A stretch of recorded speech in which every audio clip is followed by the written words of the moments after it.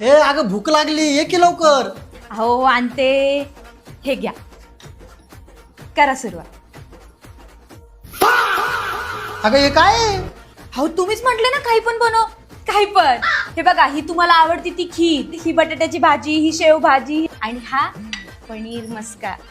करा सुरुवात. आणि हा ना आम्ही मोहितो.